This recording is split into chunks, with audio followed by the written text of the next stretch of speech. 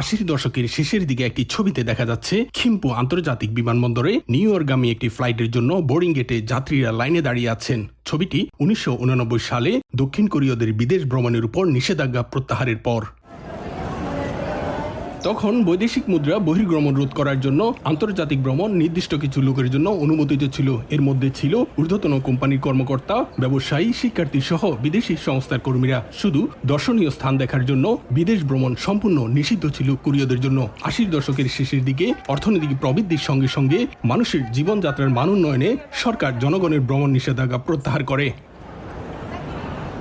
দেশটির জনগণের সার্বিক সহযোগিতায় মাত্র কয়েক বছরের ব্যবধানে পরিবর্তন হয়ে যায় দক্ষিণ কোরিয়ার প্রেক্ষাপট। দ্রুত মধ্যম আয়ের দেশ থেকে উচ্চ আয়ের দেশে পরিণত হয়। এবার বিশ্বের সবচেয়ে শক্তিশালী পাসপোর্টের তালিকায় স্থান দখল করে আছে দক্ষিণ কোরিয়া। অর্থনৈতিক অগ্রগতি, তাদের ইনোভেশন, টেকনোলজি এবং রিসার্চ বেসড কান্ট্রি, যার প্রেক্ষিতে এটা সম্ভব হয়েছে। আপনারা জানেন যে দক্ষিণ কোরিয়ার নাগরিকদের জন্য সারা বিশ্বে ১৯২টা দেশে তাদের ভিসা এন্ট্রি ফ্রি।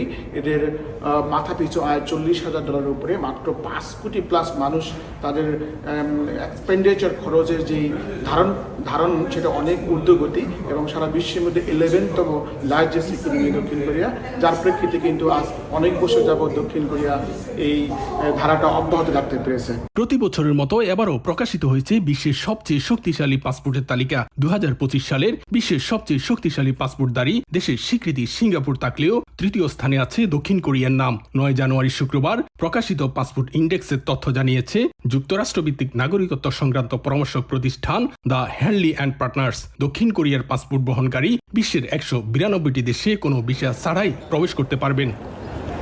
যেই দেশ ৮০ দশকে অর্থনৈতিক সংকটে দিন পার করত, সময়ের ব্যবধানে সেই দেশ বিশ্বের বুকে অর্থনীতির শীর্ষস্থান ধরে রাখার পাশাপাশি সবচেয়ে শক্তিশালী পাসপোর্টের তালিকায় তৃতীয় স্থানও ধরে রেখেছে। রপ্তানি নির্ভর অর্থনীতিতে রূপান্তর আর বহির্বিশ্বের সাথে সম্পর্কের মাধ্যমে দেশটির উন্নয়নের সমীকরণে ব্যাপক পরিবর্তন আসে, এমনটাই মনে করছেন দেশটির অর্থনৈতিক বিশ্লেষকরা। দক্ষিণ কোরিয়া থেকে মোহাম্মদ হানিফ, সময় সংবাদ।